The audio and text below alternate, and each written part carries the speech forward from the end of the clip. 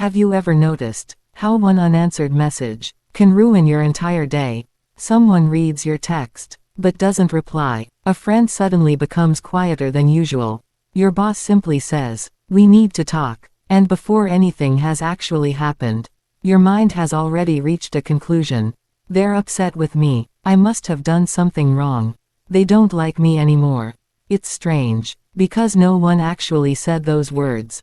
Yet somehow, your heart already believes them. You begin replaying every conversation, every sentence, every facial expression, searching desperately for the mistake you might have made. Sometimes, you even apologize before anyone accuses you of anything. Not because you're guilty, because you're afraid. Afraid that someone might leave. Afraid that someone might reject you. Afraid that silence means you've already lost them. If this feels painfully familiar, stay with me, because what you're experiencing isn't simply overthinking. It isn't weakness, and it certainly doesn't mean you're too sensitive. There is a deeper psychological reason why your brain automatically assumes that every silence, every delayed reply, every change in someone's tone must somehow be your fault. And once you understand where this pattern comes from, you may finally stop carrying a burden that was never yours to carry. The truth is, most people aren't afraid of silence. They're afraid of what silence might mean. Because when you've experienced rejection before, your brain learns to expect it again. Not to hurt you, but to protect you. Imagine a child who never knows what mood a parent will be in. Some days, they're loved. Other days, they're ignored, or criticized, or made to feel like they're too much. That child quickly learns something. Pay attention. Notice every small change, every facial expression, every shift in someone's voice. Because if you can predict disappointment, maybe you can avoid it. Years pass, the child grows up, but the habit remains. Now, a delayed reply doesn't feel like a delayed reply. It feels like danger. A quiet conversation doesn't feel neutral.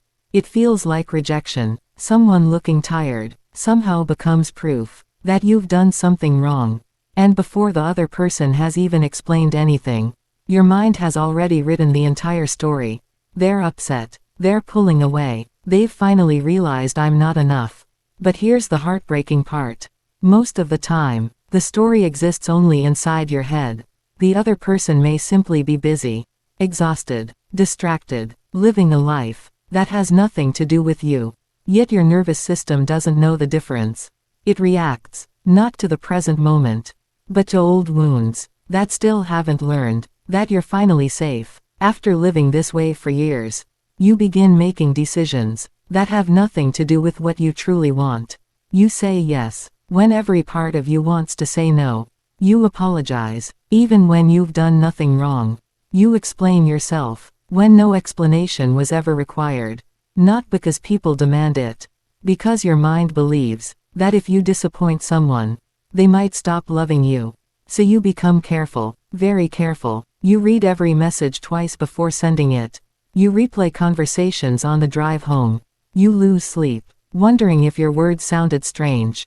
And the exhausting part is, most people never notice. They only see someone who is thoughtful, kind, easy to get along with. They don't see the invisible battle happening inside your mind, the constant question that never seems to leave. Did I do something wrong?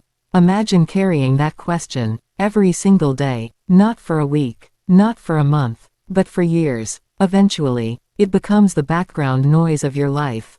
So familiar that you stop questioning it. You simply accept it as part of who you are. But it isn't. It is a survival strategy that stayed long after the danger was gone. And perhaps, the saddest part of all, is that while you've been working so hard to make sure nobody rejects you, you've slowly been rejecting yourself. Here's something that may change the way you see yourself. Not every fear belongs to the present. Sometimes, you're reacting to memories without realizing it. The person in front of you isn't the person who hurt you years ago. The silence you're hearing today isn't the same silence that once made you feel invisible. But your nervous system can't always tell the difference. It remembers the feeling before it remembers the facts. That's why one unanswered message can feel heavier than 10 kind conversations. Your mind isn't measuring reality. It's searching for familiar pain. Because familiar pain feels safer than unexpected hope. And that's how old wounds quietly begin.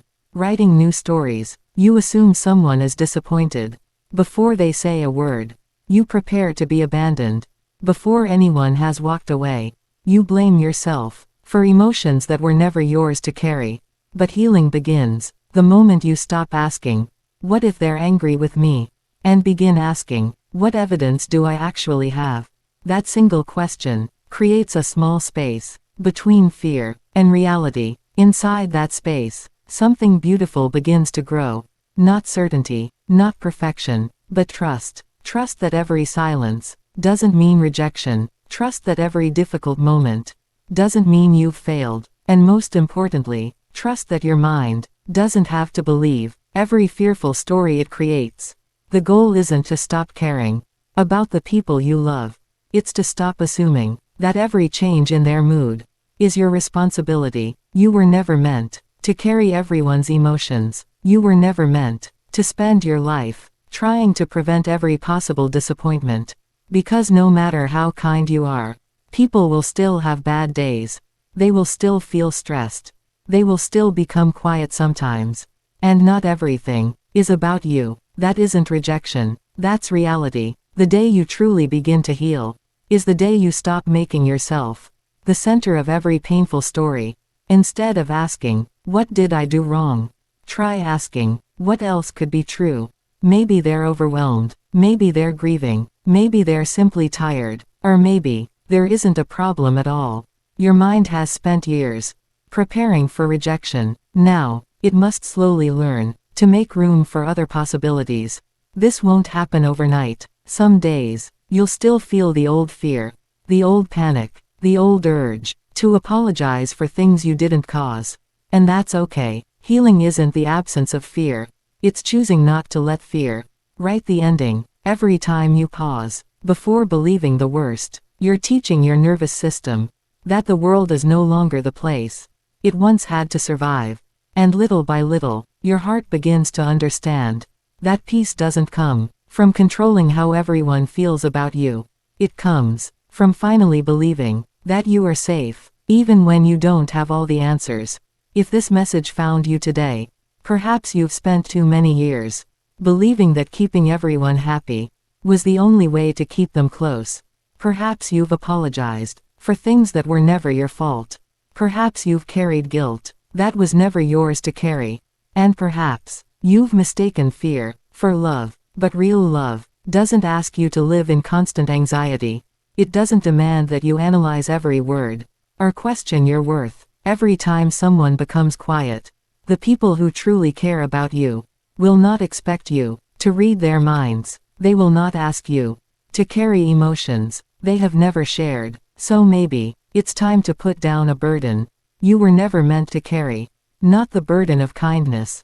Keep that. Not the burden of compassion. The world needs more of it. But the burden of believing that every uncomfortable silence must somehow be your fault. Because it isn't. And every time you choose to believe reality instead of fear, you take one more step toward the peaceful life you've always deserved. So tonight, before you fall asleep, if someone hasn't replied to your message, if someone seemed distant today, if your mind begins writing another painful story, pause, take one slow breath, and ask yourself, am I seeing this moment through today's eyes, or yesterday's wounds? That single question may not silence every fear, but it might remind you that healing begins the moment you stop believing every story your fear tries to tell. And perhaps, for the very first time, you'll discover that peace was never found by controlling how other people feel. It was waiting quietly, the moment you finally stopped blaming yourself for everything you could never control.